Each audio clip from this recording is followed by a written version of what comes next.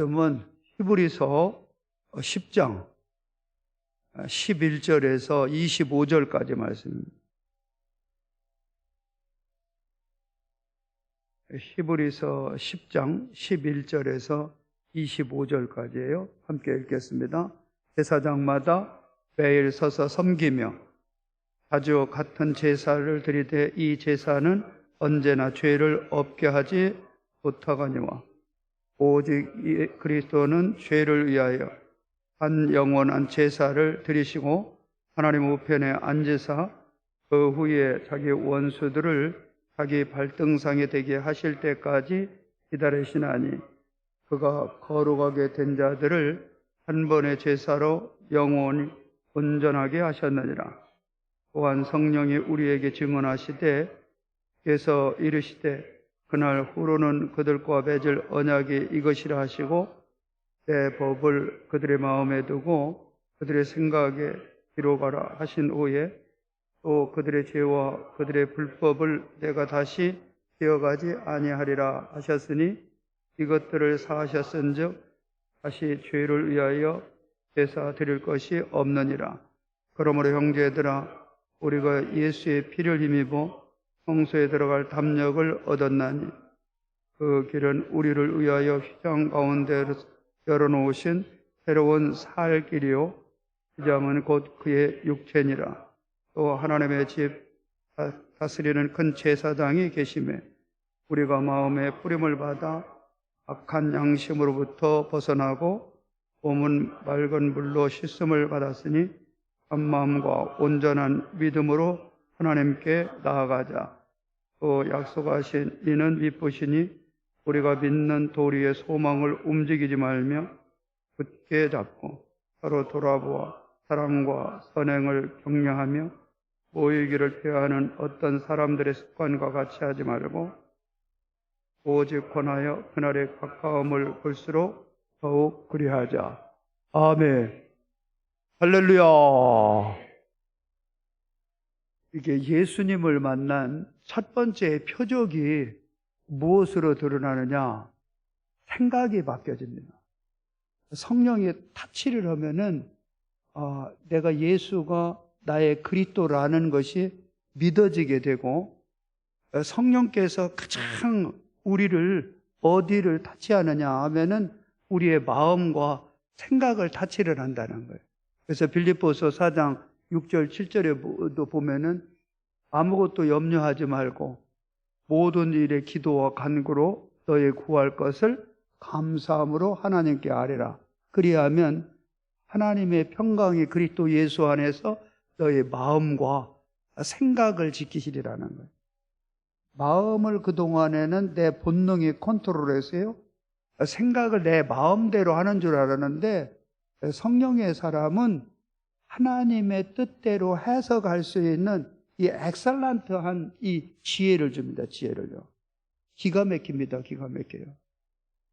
누누이 강조하지만은 꿈을 어떻게 꾸느냐가 중요한 게 아니라 해몽을 어떻게 하느냐가 중요하고 어떠한 사건에 문제가 있는 게 아니라 그 사건을 어떻게 해석을 하느냐 이것이 더 중요하다.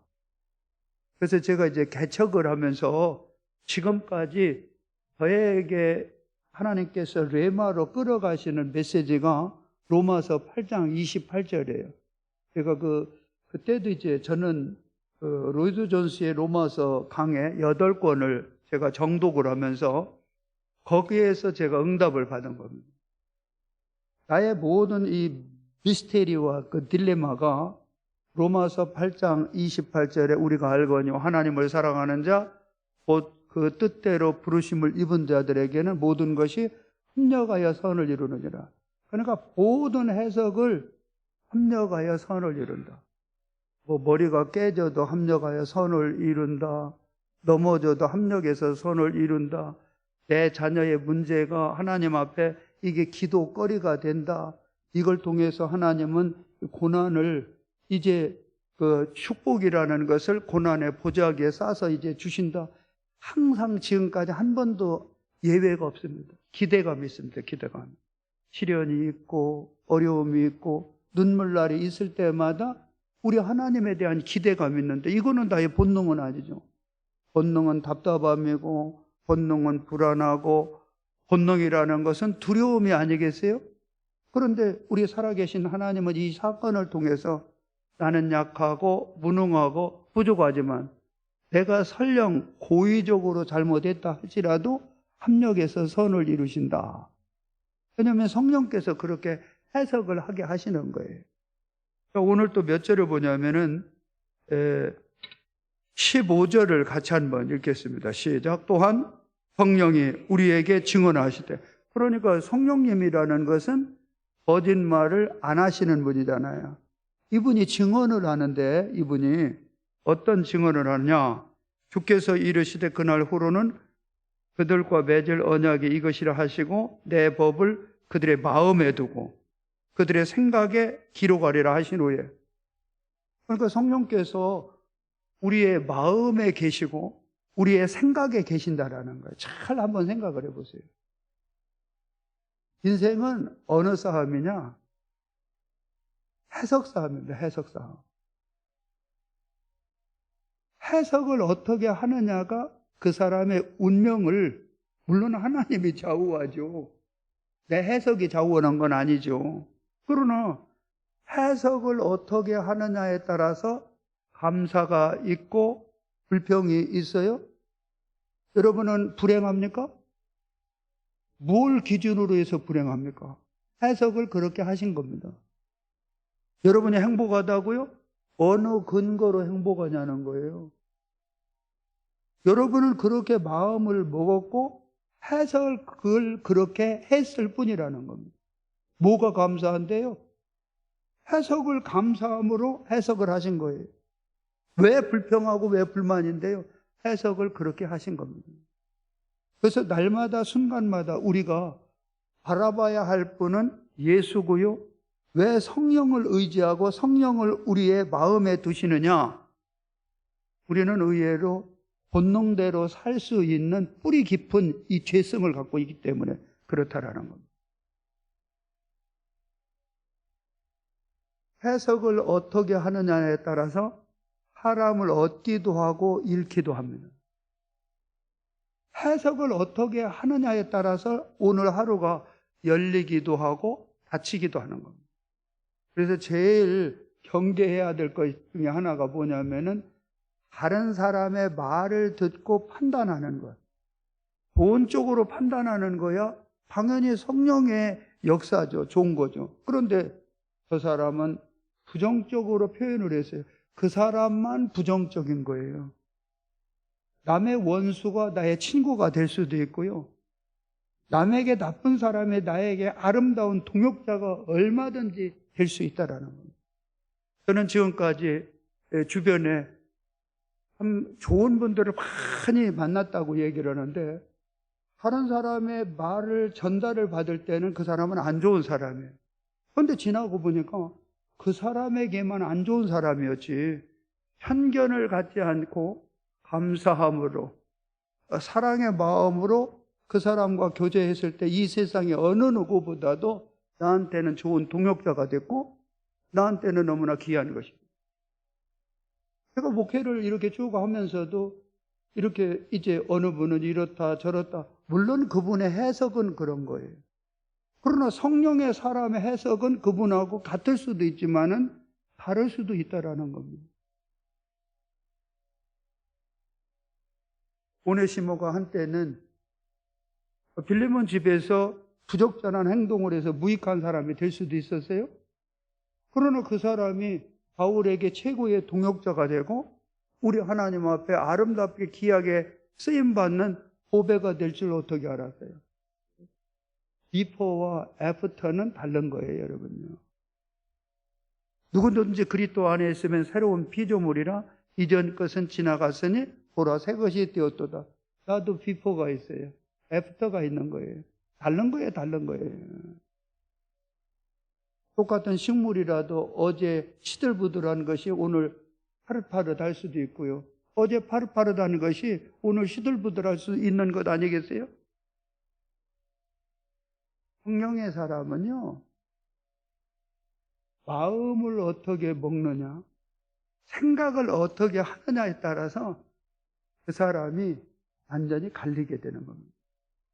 그러면서 오늘 또 이리 보면은 계속해서 반복적으로 나오는 것이 뭐냐면 히브리 기자는 그 당대에 유대교에다가 기독교로 전향을 했는데 여러분 예수 믿는 것이 쉬워요? 쉬울 수도 있고 어려울 수도 있는 거예요.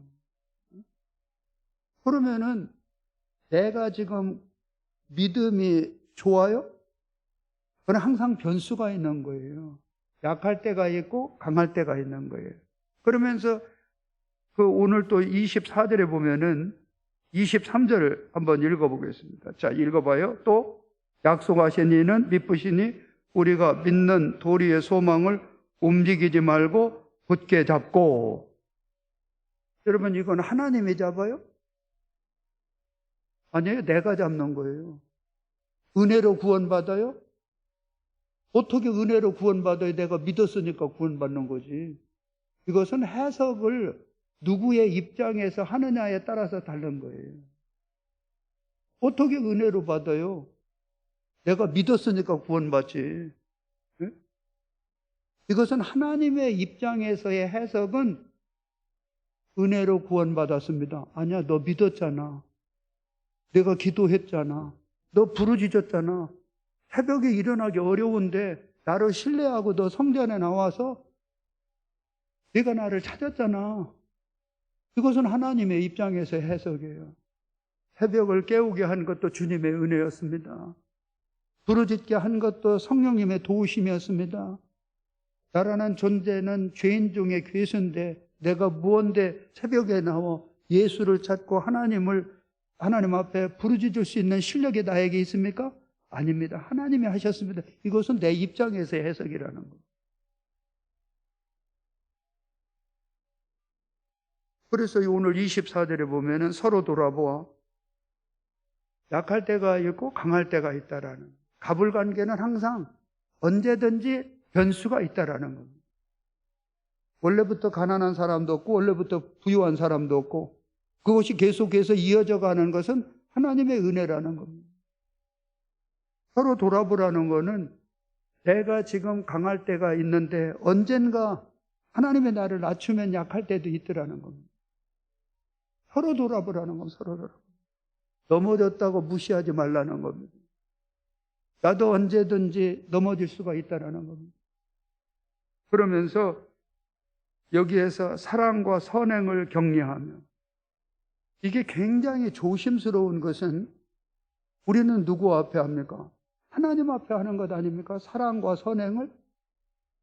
그런데 이것을 누가 또 들여다봅니까? 하나님도 들여다보지만은 사람도 들여다보는 거예요. 사람도. 그래서 우리 스승님께서 어느 말씀을 몇 번 표현을 했냐면은, 자기는 살아오면서 이게 비둘기 같은 순결함은 있었는데 이 뱀의 지혜가 부족했다. 아까 본인은 하나님에 대해서는 참 많이 알았다라는 거예요. 그런데 사람에 대해서는 조금 부족했다라는 거예요. 하나님을 얻었는데 사람을 얻는 일에는 약했다라는 겁니다. 사랑과 선행을 각자가 하나님 앞에 하지만은 사람의 입장에서는 우리가 뭐 그 사람의 선행을 하고 착한 일을 할 때는 눈알을 뺍니까? 감습니까? 안대를 합니까? 사람이 본다라는 겁니다. 보았을 때는 뭐라고 그래요? 격려하라는 겁니다. 격려하라는 건 뭐예요? 칭찬하라는 겁니다. 칭찬하라는 겁니다. 내가 스스로 나팔을 불어서 사람에게 보이려고 하는 것, 이것은 경계해야 되지만은, 아니 사람이 나를 칭찬하고 격려하는 것, 어느 분은 그것을 알레르기를 잃는 거예요. 아주 아닙니다 하고 뭐 왜 부들부들 떨어요 갑자기. 사람의 입장에서는, 아니 새벽에 이른 아침에 나와서 차 운행 한 번을 했어요. 얼마나 고마운 일입니까? 얼마나 눈물 나게 고맙지 않습니까? 여기 주변을 다 관리를 하고 누군가가 저 풀 하나하나 비는 게 얼마나 눈물나게 고마운 일입니까? 교회의 각 요소마다 우리 해남부 같은 우리 선생님들, 목자들, 이거 물론 그분들은 하나님 앞에 한 것이지만은 나를 통해서 그것을 보게 하셨다는 것도 이것도 하나님의 은혜라는 겁니다. 그것을 격려하고 그것을 칭찬하고 아름다운 행위를 하는 것에 대해서 독려를 해야 되는 것 아닙니까? 나쁜 것은 지적질하고 말이죠. 좋은 것은 셧다마우스를 하고 입을 딱 닫고 말이죠. 우리 하나님 앞에는 감사했습니까? 참 잘하신 겁니다. 그러면 사람 앞에는 감사를 하지 말라는 게 성경에 어디 나옵니까? 하나님의 은혜를 잊지 않으면은 제가 자주 강조하는 대로 사람의 은혜를 잊지 않습니다. 어떻게 하나님의 은혜를 꼭 그렇게 기억을 하시면서 사람의 은혜를 그렇게 까맣게 잊어버리십니까? 성령의 사람이신 여러분이요.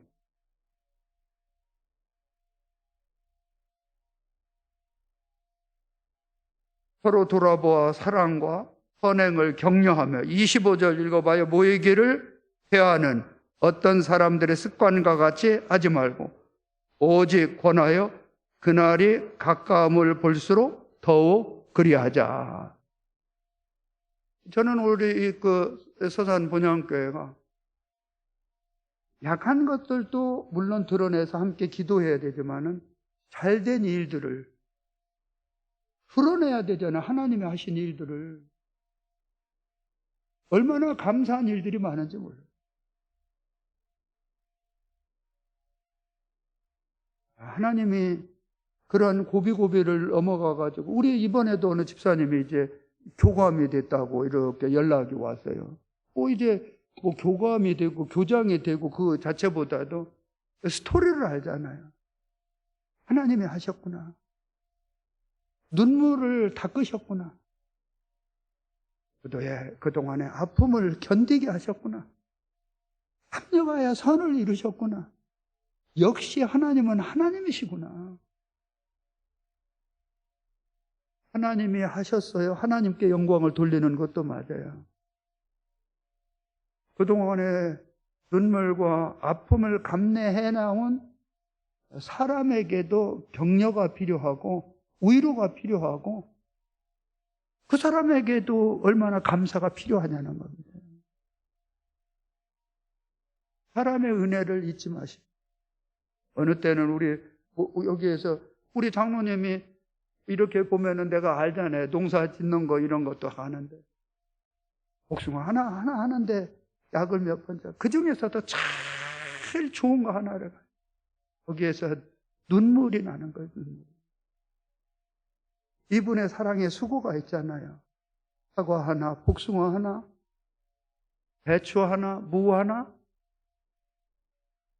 이분의 눈물이 있는 거예요. 감사가 있는 겁니다. 얼마나 고마운 일입니까?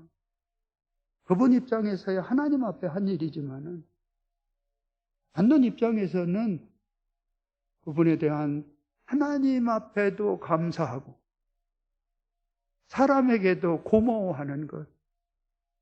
이것이 히브리 기자가 유대교에서 기독교로 왔다가 흔들리고 있는 성도들을 향한 권면입니다. 끝까지 붙잡고 혼자 믿음 생활하는 거 만만하지 않아. 너만 힘든 게 아니라 다른 사람도 어렵다? 너 좋으냐? 기쁘냐? 너도 슬플 때도 있었잖아. 괴로울 때도 있었잖아. 격려해야 되는 거야. 위로하는 거야. 함께 하는 거야. 나 홀로 갈 수는 없는 거야. 빨리 가는 것 같아도 멀리는 못 가는 거야. 손잡고 같이 가는 거야. 모여야 되는 거야. 함께 기도해야 되는 거야. 할렐루야. 기도하겠습니다.